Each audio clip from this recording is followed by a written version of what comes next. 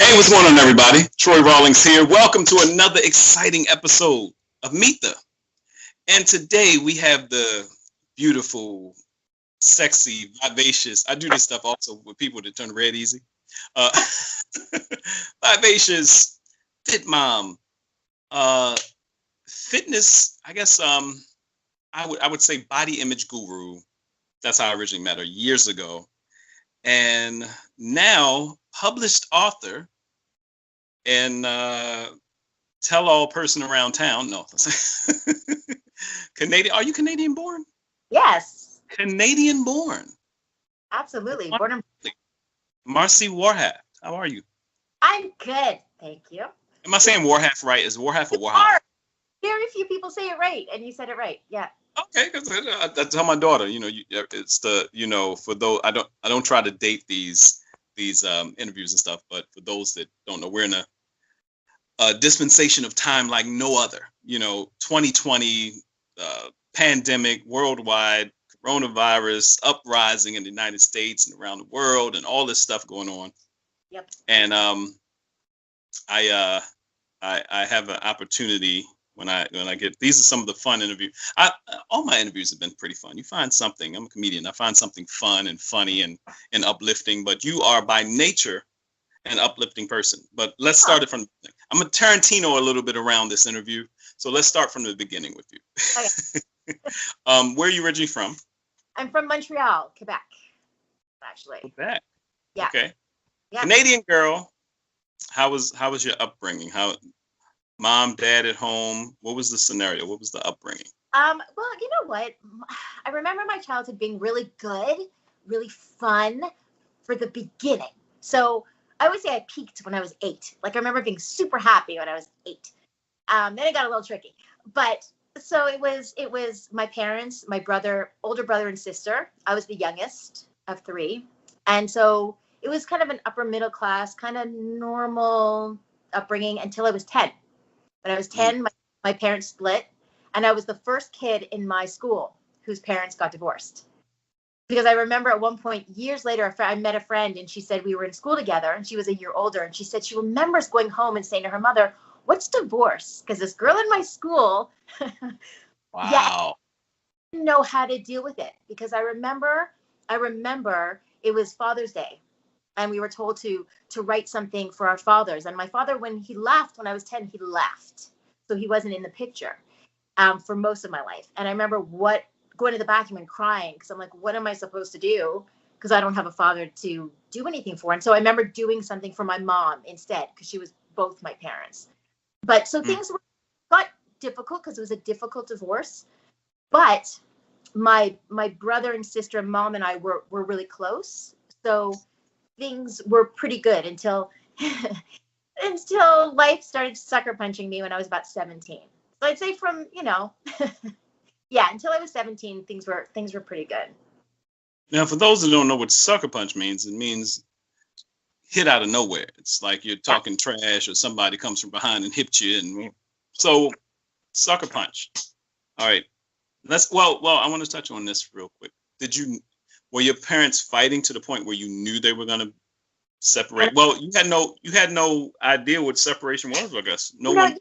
Honestly, it's funny because it was difficult, divorce, but it's not one of the things in my life that I think had a hugely negative impact on me because my mother was so spectacular.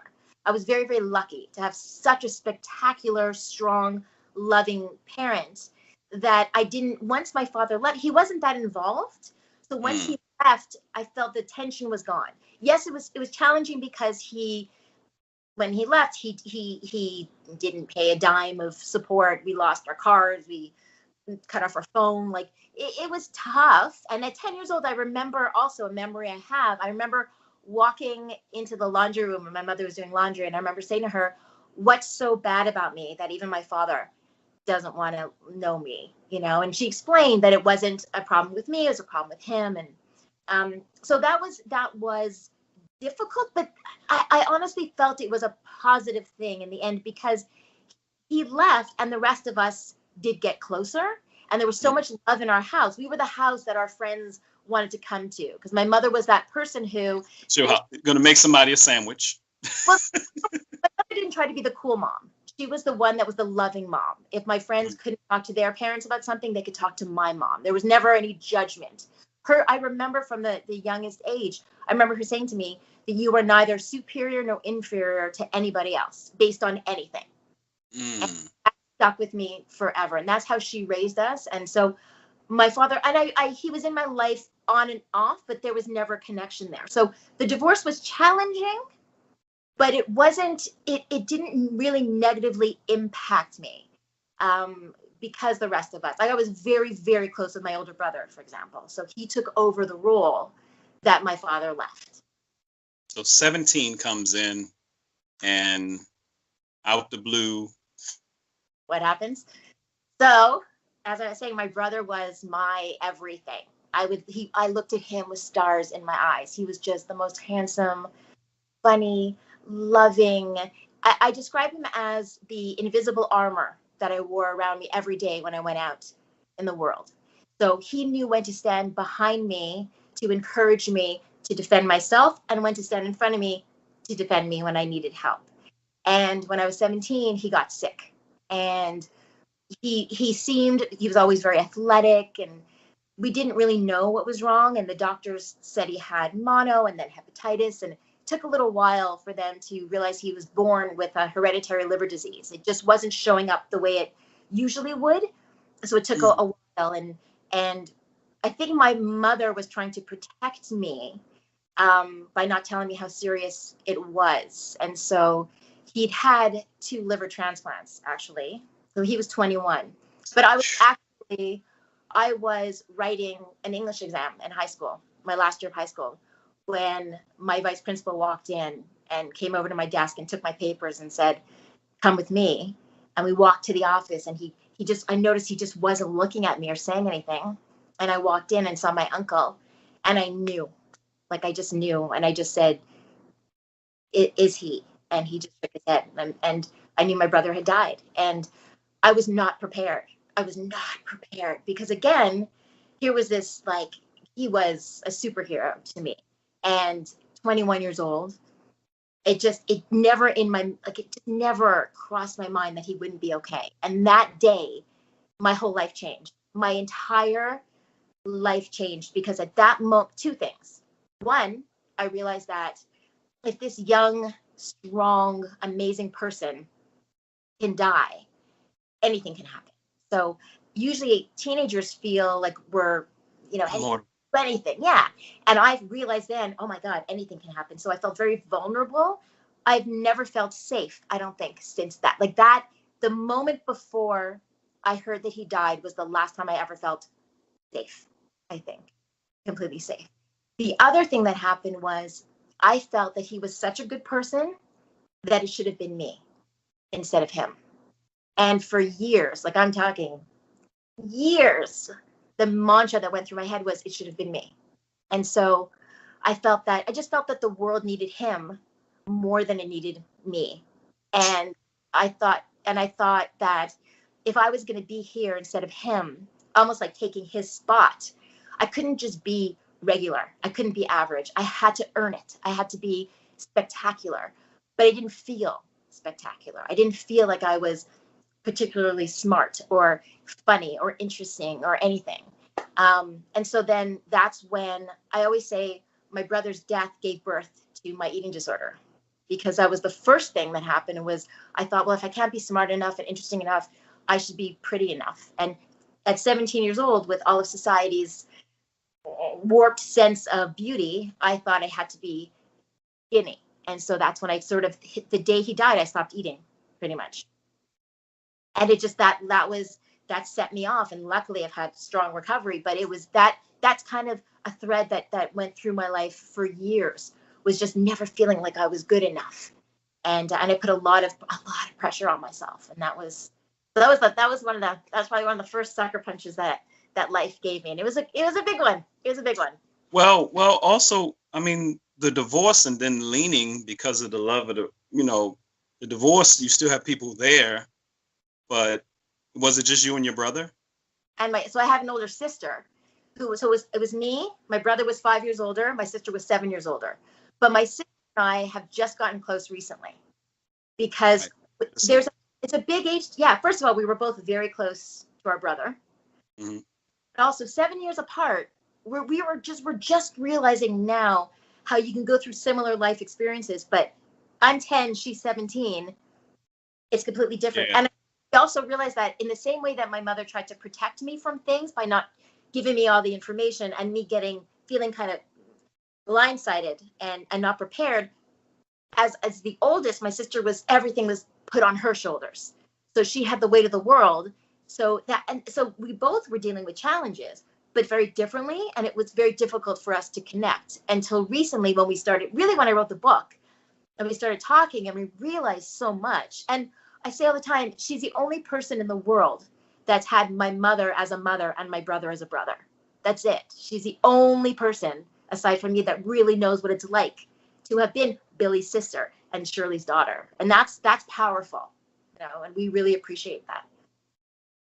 Yes, but you never know what it's going to be that brings you together. My brother and I are 10 years apart. And as we've gotten older, it was that sense of protection before he went off to the Army, and I was 8 and he was 18. And then you got that span of time. So amazingly enough, I totally understand what happens when your essential covering is out of the picture. Mm-hmm. And on 2 occasions for you. So 17, you graduate high school, I take it. And so this was your senior year at high school. It was my last year. So in Montreal, you go to high school goes to grade 11. So this was the last, yeah. So it was my last, it was my final English exam of high school that he passed away. So what were your plans beforehand? Before your brother passed, what were your plans? I had auditioned. Interestingly, I had auditioned for a big theater school in Montreal. So I wanted to be an actress, and so before he got sick, or before he'd gotten very sick, he was an actor in high school, and he had helped me prepare my audition. So he had given me a monologue from a play he was in and helped me audition. And so I auditioned, and then I got home from the hospital the day he died, and the phone rang, and it was the theater school telling me I had gotten in to the program. And I remember looking up and going, "Thank you, Billy." It was too crazy that yeah. So you go into a theater program. You went in. Did you go in? I did. I didn't stay long. I went in. You know what? Again, I'm 17 years old. I got away actually that summer. So he died the end of May. And that summer, he had worked as a counselor at a summer camp the summer before. We were both supposed to work together the next summer. I was teaching dance, and I wasn't sure if I should go, and I went, and it was a great summer. As I said, I started to really judge myself and not feel like I was enough after he died, and I was really focusing on my weight and how I looked. And I went to camp, and I was teaching dance, and I felt good about myself. I met good people, was feeling better. And then I got home, and I went to the doctor, my family doctor. And I realize now, looking back, that he had some issues. I've never been overweight. My family isn't overweight. I'm active. I was teaching dance all summer. And I went to the doctor, who had been my brother's doctor, knew I had just lost my brother a few months earlier. And I was proud of myself that at that age, I was aware enough that when my doctor said, this part of a checkup, he said, "Go on the scale, we'll weigh you." I said to him, "You know what? Right after Billy died, I saw myself getting obsessed with the scale. Don't tell me how much I weigh, because I feel like if I hear a number, whatever it is, it'll mess me up." And again, I was always active, always fit. But when you have a warped sense of yourself, any number is going to be not okay. And I told him that. But I got on the scale, and he said, medically speaking, I was not overweight, but society was thin. And if I wanted to fit into society, I needed to lose 10 pounds. And then he continued to berate me. He was pointing at my stomach saying, "What is that? If I were you, I wouldn't wear a bathing suit in public." Yeah, it was and I've The never doctor? the doctor. I'd never heard that in my life.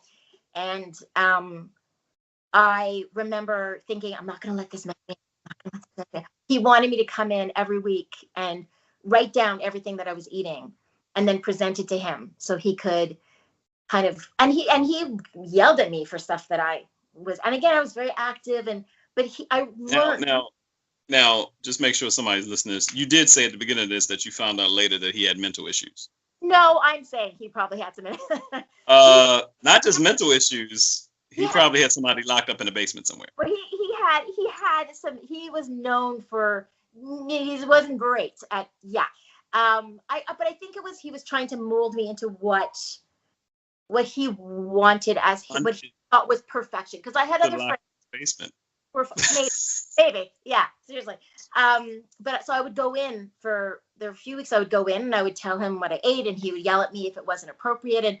But I remember, you have to realize too, because my brother's disease was hereditary, there was a 50-50 chance that I would have, a 50% chance I would be a carrier, 25% chance I would have it. I don't have it, but they tested it was a liver disease. They tested my liver. It was off. I had to be tested constantly for the first year. So I was leaving his office to go to get tested for this. So it was pretty traumatic. And I remember as I left, I thought, like I just said, I'm not going to let this mess me up. We got to the hospitals with my mom, and we'd always go for like a quick breakfast cafeteria. And I remember ordering toast, no butter, and thinking, I can't. And he wanted me to lose 10 pounds, and I lost 10, and then I lost another 10, and then I lost another 10. And I remember him saying to me at one point, go on the scale. You're looking really skinny. And he said, okay, you can stop now. And I remember thinking, no way, screw you. I'm not it was like a power thing. And it just kind of got worse from there. So, back to theater school. So I was in theater school at the time, but I'm struggling with, it was a great program. I loved the people, but here I used to be so kind of out there and confident with who I am. And here I'm feeling like I'm being berated by my doctor. My brother's gone. My security is gone. It was really tough for me. And I was there for about a year and a half. And I had this feeling of, I don't know how long I have. Billy was healthy and then he's gone. And so I needed to start living my life. And I didn't have the confidence to continue, even though it was my dream to be a performer. I didn't have that anymore. I kind of lost that spark. And so I left the program. So 17, let's jump in. So you left the program. What did you start doing? Did you start working? Did you start? So it was tough at first. I really was.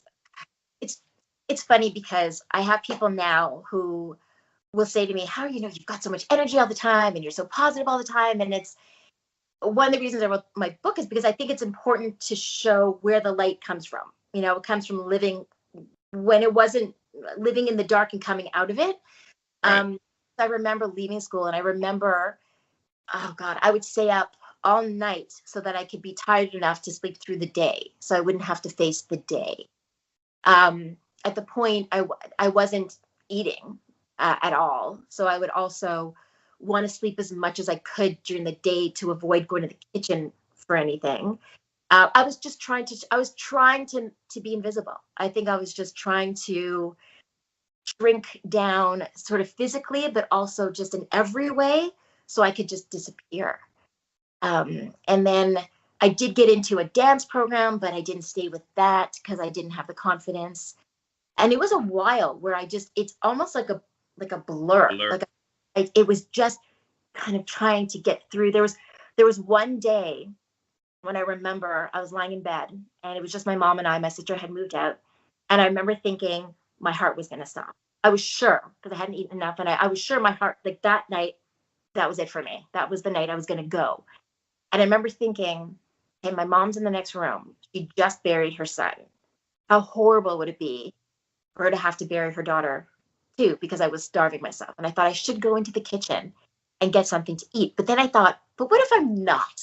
Like, what if I'm actually okay and I get those calories for nothing? So I didn't. And I just listened to my heartbeat the whole night until it was morning. And I realized I had made it through the morning, and then I could sleep. It was kind of a wasted, but then something happened. I don't know. And I decided, okay, I need to start living. I also felt guilty again. Here I'm wasting my life when Billy couldn't be here. What am I doing? So I decided to move to Toronto. I felt that I needed to get out of Montreal. I felt it was just not, I needed to just start living my life kind of thing. And so I moved. So in Canada, is Toronto like the big city?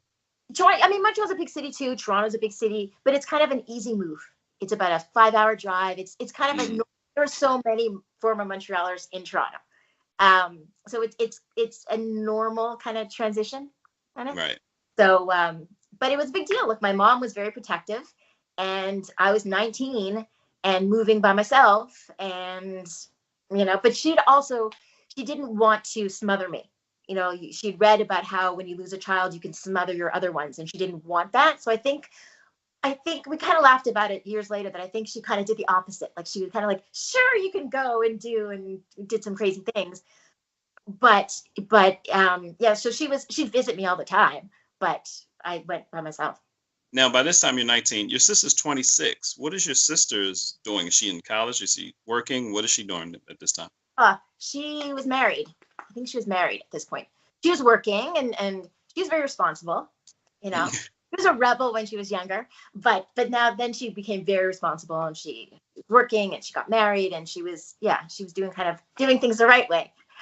Like me. So let's fast forward a little bit. For those who don't know, your memoir is called The Good Stripper. Oh. Now, what's the subtitle? I like the subtitle. Oh, the subtitle. A soccer mom's memoir of lies, loss, and lap dances. So, okay. Okay. So and how many children do you have? For those who don't know. I have 2. Yeah. I lost one. I was pregnant, but I have 2. And 2 boys. 2 boys. So, who qualified this? For y'all that don't know, her oldest son said, "Okay, Mom."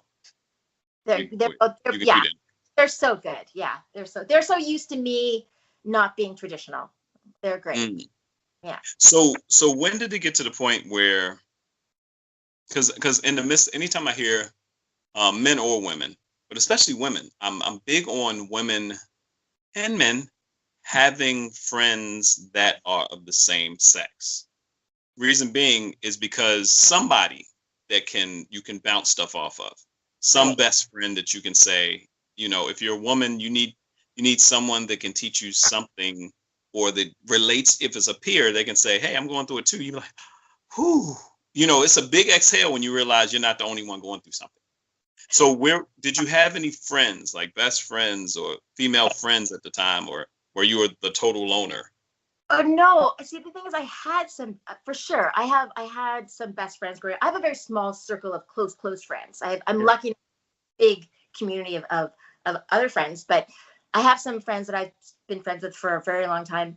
But it's funny because there's 2 things with that. So yes, I have some good friends and who were always supportive of me. But when you were saying friends who say, "Yeah, I've been through that," or can relate to that, I never had that, because the experiences that I went through, yes, people have parents who are divorced, but I didn't know anyone who had lost a sibling. One thing we didn't mention is that, in between my brother passing away, and then sort of me developing my body image stuff, I had a stepfather who was arrested for bank robbery.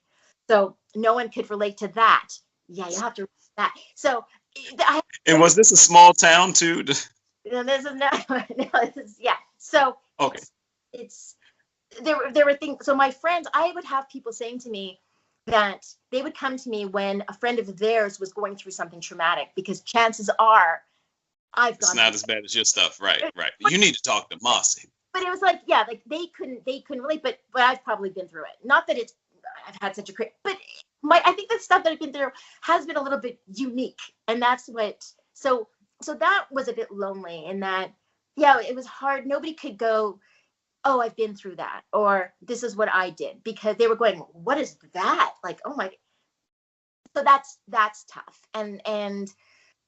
So I had to kind of find my own way, and I didn't always make the right choices. So No. So yeah, I mean, you're 19 at the time. You moved to Toronto at 19. Different city, new life. And did you at that point in time, because you're still so young, 17. Well, I guess in United States standards, you're 17, you go an extra year, you give a little bit more development. Where you're from, I take it you knew a lot of, or you knew women who by the time they were 18, 19, 20 had already been married, started their family. no. Anything like that? No? Okay. Because you said your sister was 26 and she was married already. They'll probably go, what? No, not yet. But around there, I think, I don't know. But I also got married quite young. I got married at 24. So, okay. Nothing has been, now I don't even plan, because nothing that I thought was, no. I didn't know what. I guess my big thing is, when did you get to the point where there was something that was pulling you towards a passion? Because now you seem so, at this point, I don't know how old you are now. You still look like you're young. Out of it. How old? 50. Oh, so 50. So, okay. So you're 50 years old now. Yes. But at some point, 30 years ago. All right. What guided you away from that? Because we hear people don't make it out of anorexia.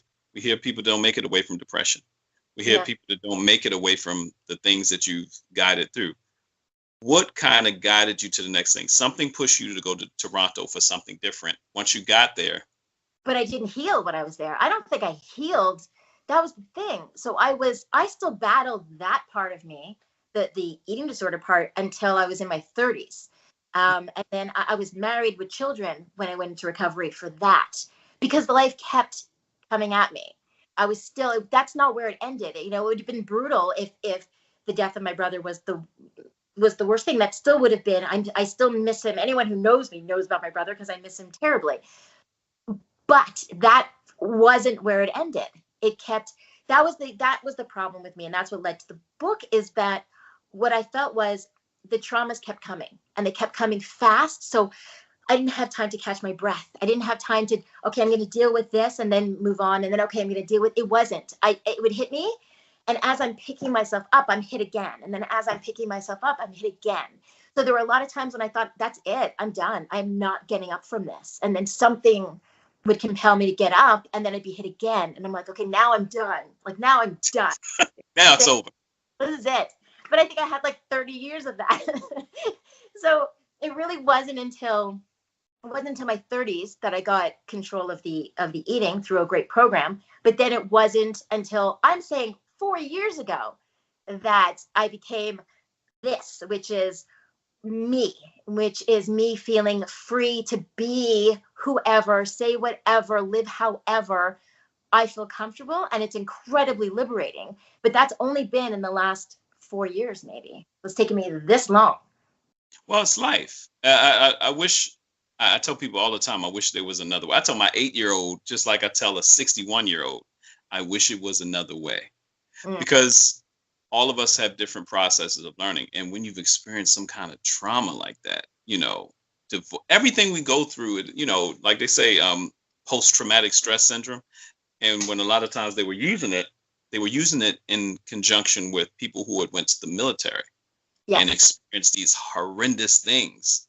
But they were judging what the horrendous thing was for that person. Right. And we talk about it. I'm from Baltimore, Maryland. I know people that have, depending on where they're from and harder places, you have young people now who have seen their best friends die, seen people die on a regular basis. And what's the difference between that and the Vietnam person that was diagnosed? But what's the difference when all of a sudden you don't see them die, or a family member dies? Right. A family member leaves, instrumental. You're 10 years old, and you're like, Dad, can we go to he was like, what's going on? All that stress syndrome. So there is no textbook way, You Yeah. know, there is no special, everybody deals with things differently, spiritual faith, whatever. But there's nothing saying, hey, this is the answer that will help you feel better. Take this. And a lot of times we try to find the take this. Yeah. Well, see, interesting, because that's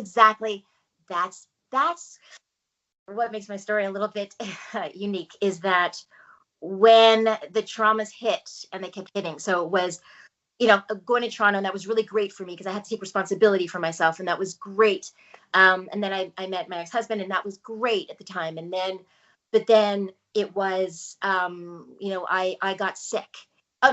No, first I got pregnant, and then I'd had 2 miscarriages, and then I got pregnant again. And then while I was pregnant with my oldest, my mom, so I used to say my brother was my invisible armor, my mother was my home to come home to all the time. She was just light and love. She was love personified. And she was so excited when I was pregnant. And this time I was by this time I'd moved to Vancouver, so another part of Canada. And I was on the phone with my mom 3 times a day, where she would call me with her cravings, with her pregnancy cravings, because it was our baby. And I was 4 months pregnant, but then my mom died. And so here I was, and she died of breast cancer, and I didn't see it coming because, again, she was protecting me and not telling me that it was back. And so I'm pregnant, and my mom, who's now, everything to me, I'm realizing I'm not going to have 4 minutes as a mom with my mom. Like, that's gone. And so, but I couldn't deal with her loss because I'm pregnant, and I had to focus on staying healthy. Because you had already had. I'd already lost 2, and then I almost lost my son. And I mean, it became crazy. And then I have this amazing 16-month-old, and then I get sick, and I had this weird reaction to an antibiotic, and I end up in the hospital for 2 months, kidney failure, respiratory failure. I've given a 25% chance of surviving. I get pneumonia. I get the superbug MRSA in the hospital. It's And believe me, folks, we're not giving away the whole book. Right. Gotten to the salacious stuff. Right. So it was, and then I come out of that, and now I'm only 29, just turning 30. And I think, okay, I'm never going to sweat the small stuff, like they always say, right? So my brother died, my mother died. I actually heard my father died after that. I almost died. I lost baby. I'm like, okay, I'm going to focus on just being happy and the important stuff. And so where does this, that's the thing I'm wondering. Where does this strength come from? Where does that? Okay, but it's not, because that's what I was No. You don't think, you think you're just plowing through. But there are many people that don't plow through each part of those things. You're talking about a 10-year span, not even talking about from your father to this. You're talking about, you were 10, then 30. You're talking about a 20-year span of some things that were traumatic and trying to get your footing. So how do you continue to go by this time you do have your son and you're married? Yeah. So. Yeah. And I think.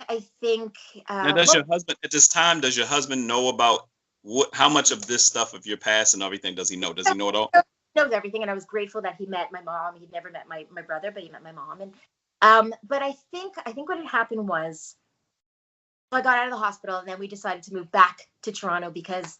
Well, we decided to move when I was pregnant because it's Vancouver and Toronto are very far, opposite sides of the country. And I didn't have much family, but he did. And we wanted our kids to know the family, and we moved back. I decided to get pregnant again because I knew I had another one in me. I knew I had a brother from my. We decided. Whatever. It's always funny to me when I had guys say, "You're pregnant? How?" It's like, okay, whatever. We decided. Upside down. Oh. So I had my younger son, and which was great. Like, the doctors were like, "What are you doing? Like, why put your body through the possibility of more trauma?" I lost my baby in 2000, and here I had delivered my next one in 2001. So I didn't give myself a lot of time, but I just knew I had this other one coming. So I had 2 pretty miracle babies, but I had him, and so this is where the big change. This is where the good stripper comes in, is that there was a lot. I had experienced a lot. I didn't have time. So my mom dying while I'm pregnant, and I almost lost my son. And then it was just, I couldn't. And something in my body went, you're done. Like, I can't anymore. Like, I couldn't. It was a physical change. It was an emotional change. But something said, Marci, you're done. And I couldn't handle anymore. Like you said, where does the strength come from? My body said I wasn't anymore. My body's like, or my brain said no more. And I didn't have the support that I needed. Let's just say I didn't have, my family was gone. My sister and I weren't very close. My ex-husband and I were not on the same page with certain things. And to protect myself, I subconsciously almost dissociated and became somebody else. And there were extenuating factors, which you'll have to read the book. Gotta read the book to find out.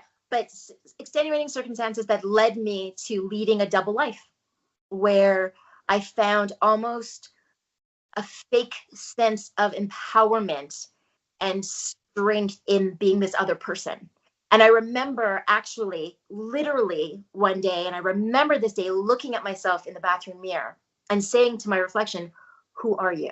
I did not recognize myself. I was that disconnected from who I knew.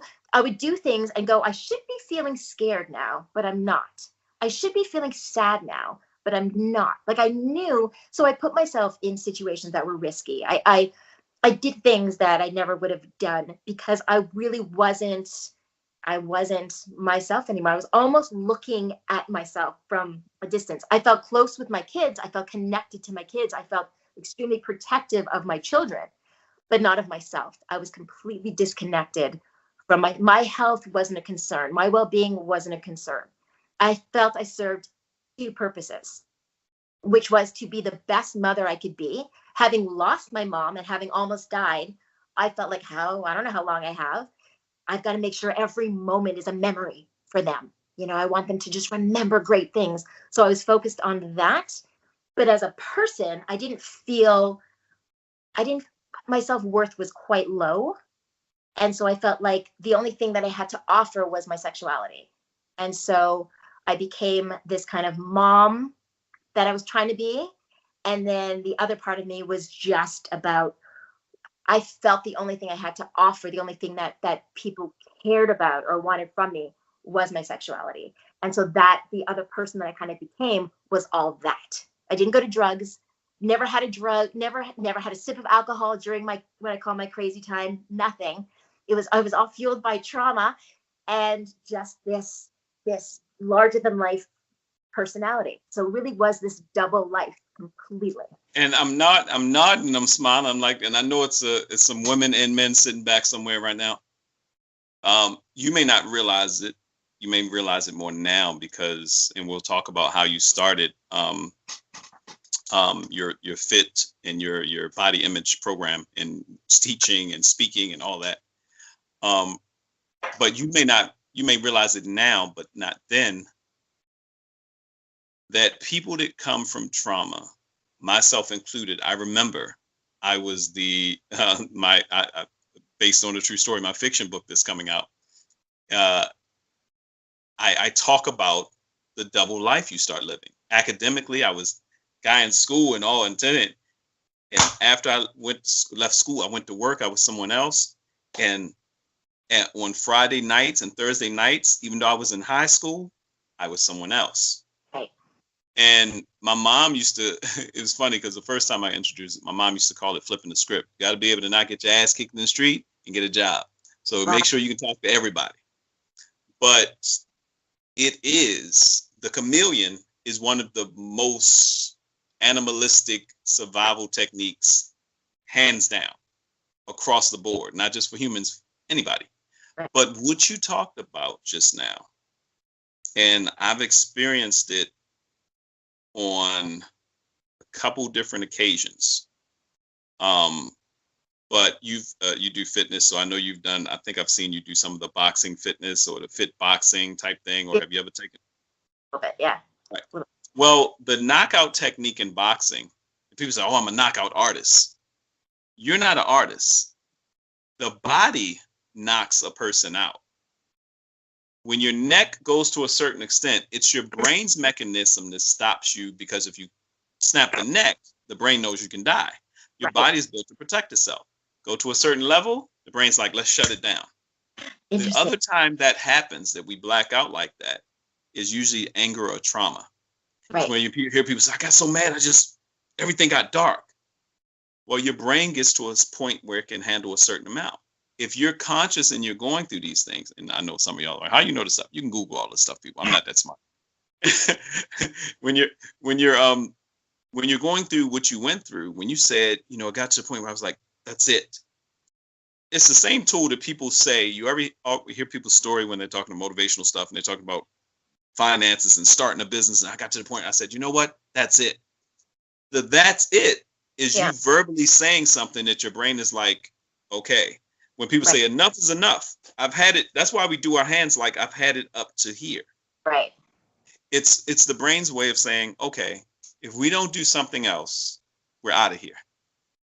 So, but what's interesting with that, sorry to just for 1 second, because when I'm hearing with that is so interesting because there were two things. So that was so I had that same experience, but on both sides. So at first it was my brain saying, or whatever it was saying, you can't anymore because you're not going to survive the next below. So now you need to dissociate yourself, escape yourself for a little bit, and become this other person, which was very dangerous and very unhealthy. And I did a lot of things I regret, and I'm honest to a fault in my book about it. I can't believe that I am about certain things, but I don't regret the dancing. Stripper.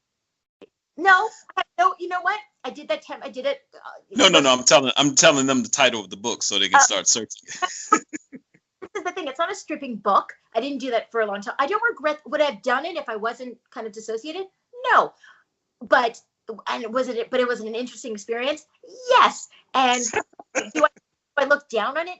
No, never. I would never disrespect the sex industry at all. I'll be honest. That might have been. The only thing I was trying to make out of all of that is that might have been the thing that saved your life. Well, I don't know, because so there was that. Maybe had I stopped at that, but unfortunately, maybe if it was just that, it was like, oh, okay. What else did you do? Well, then you got to read the book. That was the thing. Is I went off the rails. So I did do things. So I don't regret that. There are things I regret. I beat myself up over it for years. I had to stop doing that. That was making me very sick. And I had to forgive myself for that. That's why I dedicate my book to people who are struggling to forgive themselves for the mistakes they made when they were just trying to survive, because that's what I see now. That's what I was doing. So yeah, there were things I did that I wish I hadn't done. And that comes after the dancing. But the other part, when you're saying enough, it's funny because there's a chapter in my book where I talk that word exactly. It was the other end of it. It was coming out of that. I came out of it and I was doing better, but I still had those secrets haunting me. And what if people know about my dancing? What if people know about the bad stuff that I did and they tell my children and my children suffer from it? And it was killing me. And there was a time when I thought I shouldn't be here. I don't deserve to be here. My kids deserve better. And I remember thinking if I was walking across the street and there was a car coming towards me, I remember thinking I wouldn't jump in front of it, but I wouldn't jump out of its way either. I was tired. I was tired of feeling like I was always fighting my whole life, fighting through something, over something, for something. I was exhausted, but I also felt that I was a terrible person and I didn't deserve to be here. I didn't deserve to be taking up space and time and resources. And I would cry all the time. And then I had a day when I realized I'd had an exchange with a woman at the grocery store and I saw myself differently. And I came home and I cried my eyes out and said, enough. Like I said, enough. I looked at myself in the mirror, washing my face before having to go get my school. And I said, enough. Like you've punished yourself enough. This is not where your story ends. This is not it for you. And at that moment, that's when I decided to. So it was the same. It was the enough of the first time it was saying, that's what kind of led me into some dark times, was going, you can't handle this anymore. But I wasn't strong enough I've always been a rebel. And I wish that I had taken that fight that was always in me and said, I'm not going to go down the bad road. I'm going to take myself to the stronger, healthier path. I didn't have it in me then. it wasn't until later when I really thought I was done, when there was some spark still there that said, no, you're not done yet. And that's when I started to come back. And that was 4 years ago. And then it's been completely different since then. Now, I need people to hear this, that at 46, 45, 44, 45, 46 years old, your oldest son, he's in college now, or? Yeah, I don't want to get too specific, but yeah, he's No, yeah. Yeah. So just letting people know that the course of life that happened, and like I said, when I heard about you, it was through Dr. Zoe Shaw, who had a show on LA Radio Now, and we're there. I'm engineering the show. We hear it. It's like, this woman is awesome. And I connect with her. Just the energy is great. This, that, and other. Of course, not knowing a lot about the body image stuff you touched on, and you touched on solutions, programs, all this stuff. It's phenomenal how much stuff that you've compacted into pouring out, unless you know that this is 30 years of experience, firsthand experience, and how I came out. So how did you start your program? Let people know the name of your program and how they can, because that's one thing that I know hands down. I mean, you still teach people, you still do probably Skype seminars with some folks if they hire you for time and stuff. So how did you come about? So at this point, I was actually out of the scary time. I was healthy. I had gone into a recovery program for my eating disorder, saved my life. And I actually remember coming out of it and thinking, I'm never going to think about body image stuff again. I'm never going to think about eating stuff again. And then I remember realizing, if I'm going to move to a deserted island where there's no people, then I'm fine. But if I'm out in the world, it's impossible, because our society is obsessed with image and weight loss and all of it. And at this point, my kids were quite young, and they would come home from school and tell me what they were learning in school about health. And I found that it was all based around weight. It wasn't about, I felt it should be about gaining health, not losing weight. And it was really about calories and fat grams. And it was scaring kids. Like our body you should make good lifestyle changes because you like your body, not because you're afraid that you're not going to like your body if you're eating the wrong things or doing the wrong things. I didn't like the message, and I knew how much I had suffered. So I went to my kid's principal at the time and I said, okay, I don't like what they're teaching, and I think there needs to be more balance. I remember him saying, okay, come in on Friday and talk. And I'm like, what? Huh? What was that? So I put together, I took a big cardboard thing and I just put some pictures on it. And I went into school, spoke to 8th graders. I told my story, and I just talked about, I think I showed Photoshop things and just how we're kind of manipulated by the media. And they loved it. And I didn't plan. I didn't think of, I'm going to create this thing.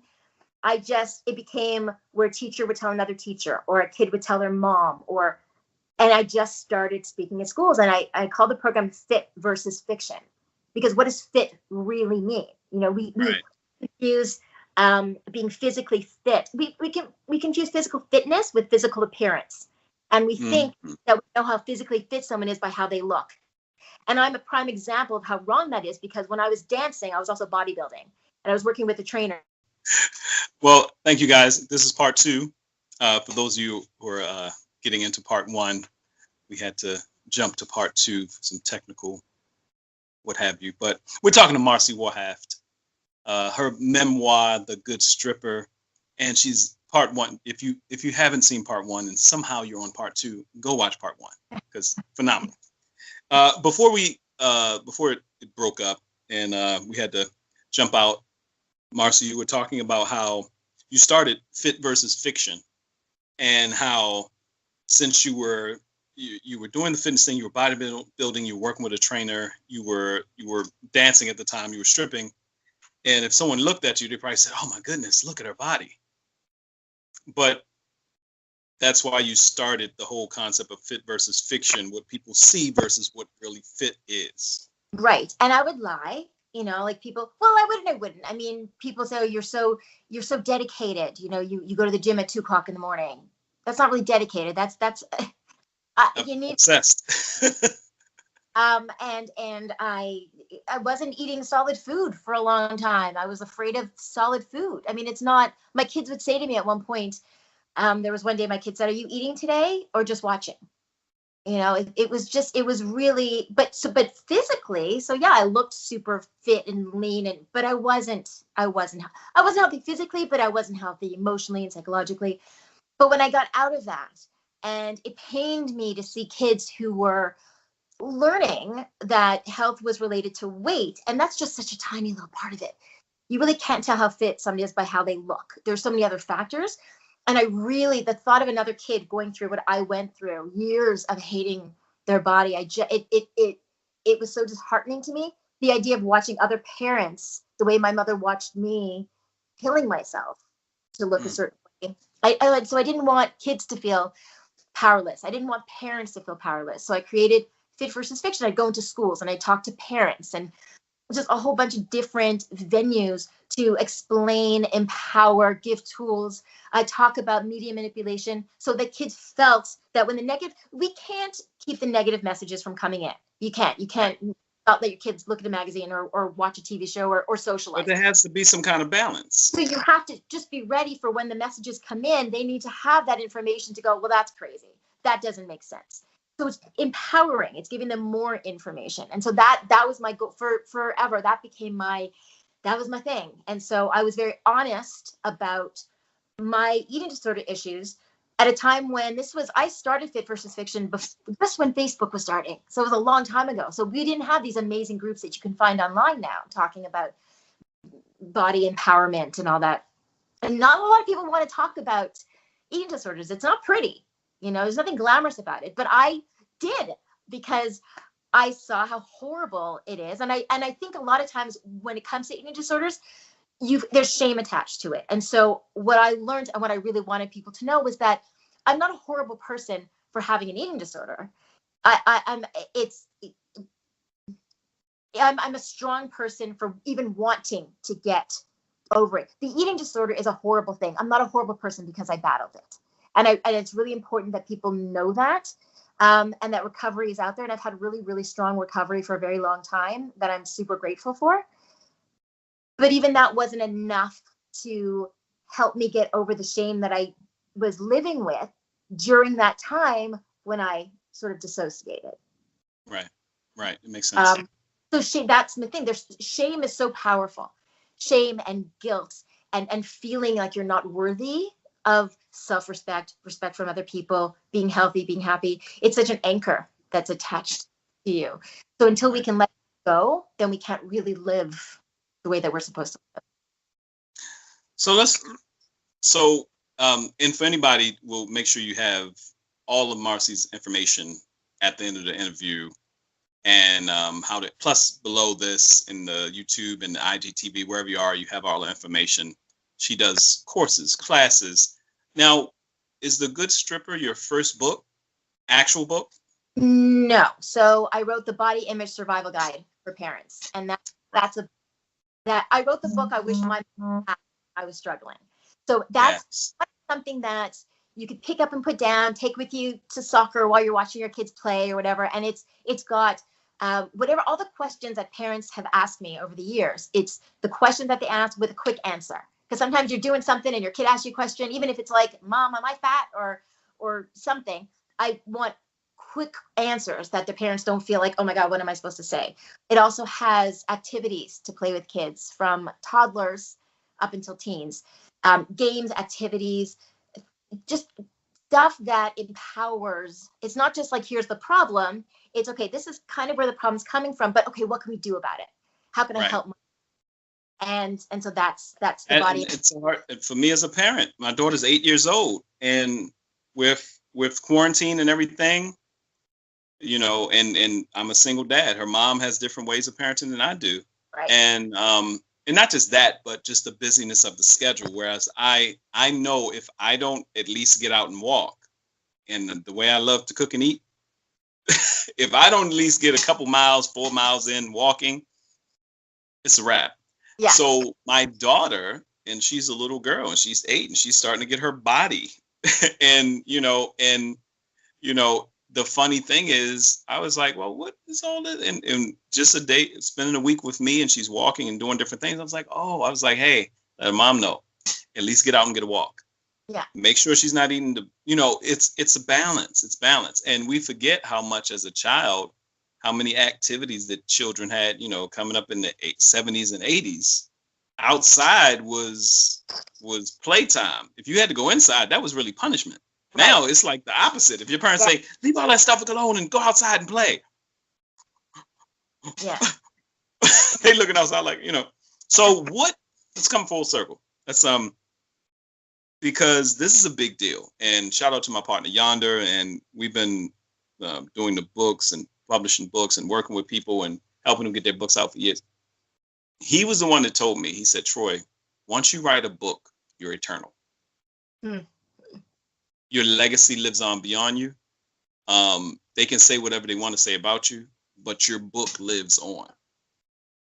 Your book lives on forever. So, say it. Okay, I'm letting that. I'm digesting that. Yeah. No, that's a big deal when you say, I'm going to write. Everybody says they want to write a book. Everybody starts. Some of those people, maybe a quarter of those people that say they want to write a book, may start writing something on paper. Maybe a quarter of those people may say, let me finish it. Right. There's probably the 1% that says, let me get it published. Right. And put it out. And some people have books published, they never promote it. Right. So all of what you're doing, that's huge. How do you get to the point of saying, I'm going to do a memoir, which is relatively a tell-all about me. So no matter what anybody else thinks, this is my autobiography. Right. I'm reading, shout out to Larry King. I'm reading one of my, I would never have known the power of memoir. I'm reading Larry King on Larry King. It's a book that came out in the 80s. So since Larry King has probably had 6 more wives and, but to read it as a Black kid from Baltimore, reading about this Jewish kid from the Bronx who has me by 40 years, I would never have known how much we had in common. Wow. How relative and how much I'm now more focused on my vision than ever. So what made you, how'd you get the gall, the feminine balls per se, to, to come up with this book? Yeah, I tell you, it's funny because when you say that, I keep thinking like, it's one thing to write it, and it's one thing when people go, oh, I'm going to get your book. And then I realize, oh, wait, they're actually going to read it too. Hold on a second. Because for so many years, I had these secrets that I was so terrified were going to come out. And now here I just put it all on paper graphically, and I'm saying, here it is. But there's power in that. It's a bit terrifying. I know there'll be judgment, and I know I'm kind of ready for that. But here's the thing. So a few years ago, I left my marriage, and I remember a friend of mine. I moved into a house, and a friend of mine came over with stuff for my bathroom. It was like glittery things to hold. Not me at all. I'm not a sparkle person. And I said to her, thanks. It's so not me. And she goes, how do you know? Because you have no idea who you are. Because at that point, I had completely lost who I was. I remember a therapist telling me that I was like a puddle of nothing. I was a puddle of insecurities. Yeah, I had lost. What are these doctors and therapists? But it's true. Like that's how I was projected. Right. I was guilt. I was small. I was afraid of everything. My kids would look at me wrong and I'd cry. Like I was just weak. And it's just in those last few years that I've evolved and I've changed. I've had to learn. I really didn't know how to be an adult in the world. I really didn't. And I had to learn everything. And I went from feeling ashamed of how little I knew to feeling empowered by every step that I learned. I always say that it's almost like with everything I learned, my spine started going back vertebrae by vertebrae. And what had happened was I came to the point where I realized that I am flawed. I have made mistakes, but I was doing the best that I could. And there was, when I started to kind of forgive myself and I've fallen in love with the truth. I love the truth. I don't care how dirty it is. I don't care how, uh, I love, whether the good, the bad, the really bad, I don't care. I prefer the truth to like a pretty lie. I don't like bravado. I don't like pretense. Give me your raw. Like, that's what I like. And that's how I live now. And I, for all the times that I did my body image stuff and I would say, don't worry about what people think, there was still judgment there from myself. I still felt like I needed to be a certain way. And I constantly felt like a failure because I wasn't being traditional in the way that I thought and felt and acted. And so I felt like I was failing. What I realized was I wasn't failing. I just wasn't being honest with myself.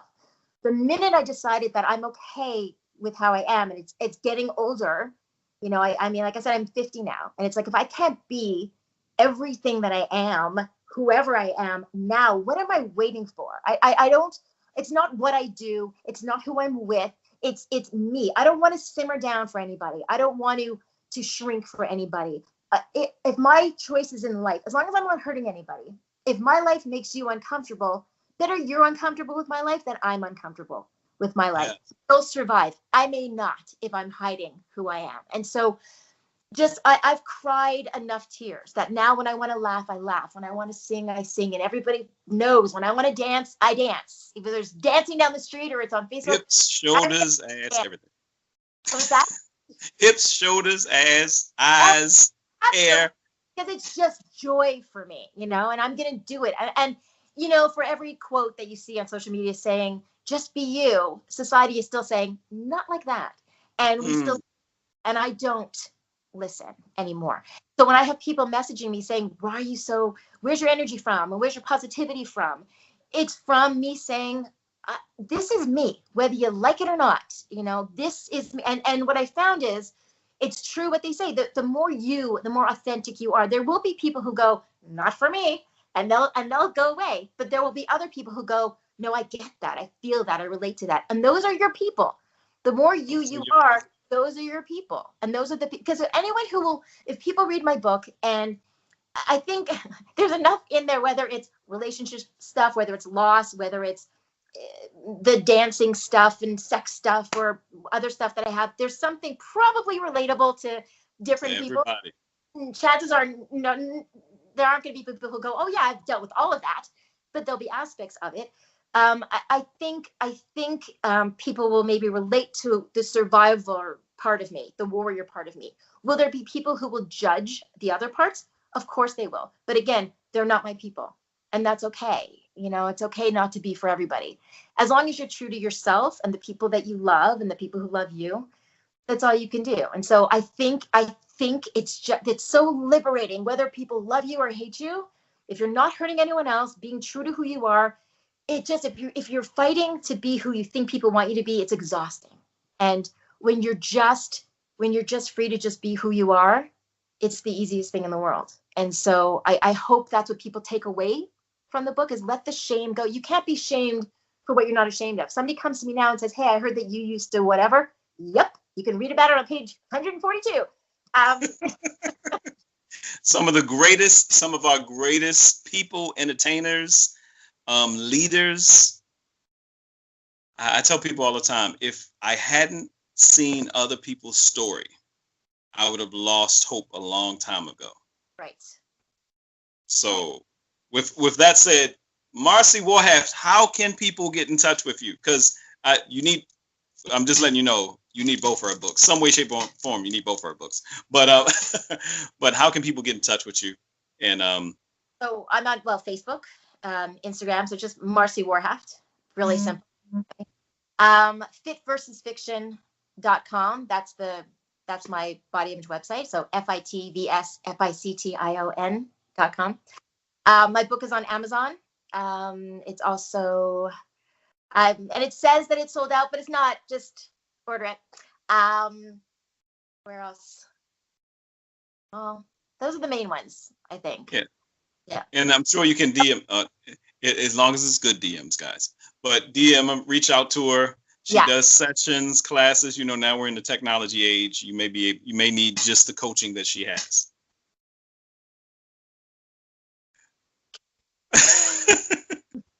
Yeah. Anything else you want to say to your audience? You have a captive audience. Anything else you want to say to people before you get out of here? You have a whole 60 seconds. Oh, geez. Oh, no, I think I said everything. Honestly, it's just, again, the minute you exhale the shame, you start inhaling your life, and the freedom in that is powerful. Marci Warhaft, thank you so much for taking time out. I appreciate you. Story is amazing. I myself am loving the book that I have. You got to get yours. So, The Good Stripper, her memoir, Marci Warhaft, Fit versus Fiction, so much more. Thank you so much. I'll talk to you soon. Okay.